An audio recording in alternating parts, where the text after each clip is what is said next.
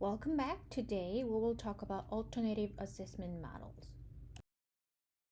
Agenda for today: in the lecture we're going to talk about alternative assessment model, and then in the following video you will practice TPBA2, Transdisciplinary Play-Based Assessment Second Edition.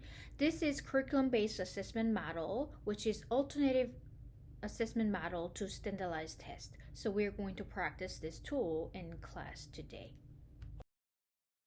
So again, today we'll talk about alternative assessment approaches. Especially curriculum-based assessment is a good alternative model to standardized tests in early childhood settings. So we'll talk about this in class today. Historically, the field of assessment was dominated by standardized measurement, used primarily for diagnosis and evaluation of older students with disability. Although standardized tests has many good things, good aspects, there has been a concern that those standardized tests focuses more on performances rather than process and gathered normative information from typically developing children, perhaps lacking consideration for the unique growth and development of children with exceptional learning needs. And there is always concern about high-stake tests. So people now question whether using quantifiable tests can provide most accurate and most meaningful data to make most important decisions like placement and diagnosis. Alternative assessment approaches have been explored for decades in early childhood special education, and people figure out that developmental characteristics are not consistent from infancy through adulthood.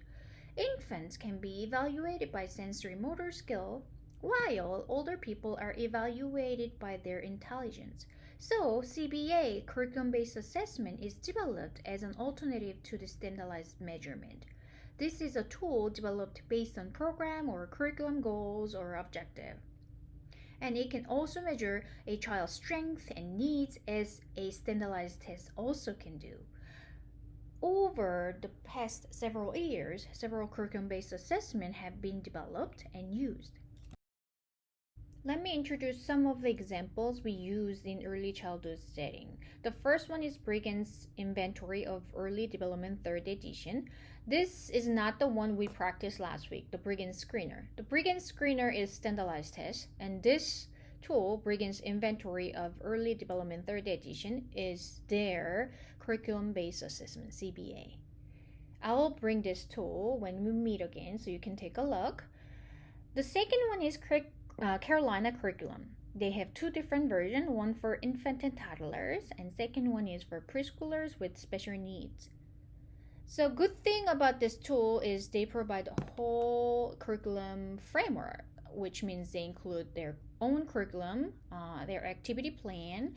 So they introduce what to teach and how to teach for different age group, and they also provide the progress monitoring plan. So as you teach, you can monitor students' progress and development. We're going to practice this tool in week 10 when we meet again. The third one, Transdisciplinary Play-Based Assessment Second Edition. This tool we're going to practice today. And last one is HELP, Why Early Learning Profile.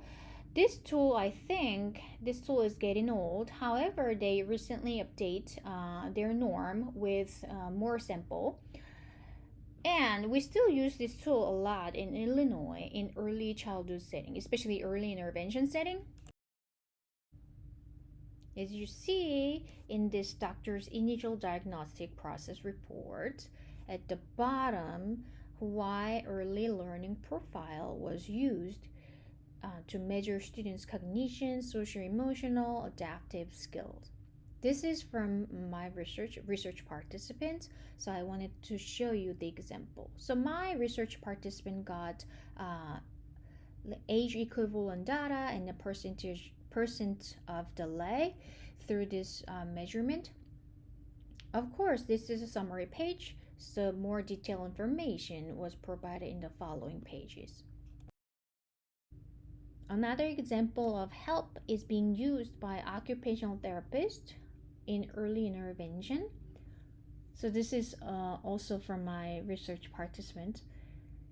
And help is used to evaluate students' self-help skills at the bottom you see. So in Illinois, we use help a lot to evaluate students, very young students' development under 3 years old. Now, in the next video, we're going to talk about TPBA second edition. I'm going to introduce you how to use this tool, how to measure students' development using this tool, how this tool is used in Illinois, and how to report the data to caregivers. So I'll see you in the next video.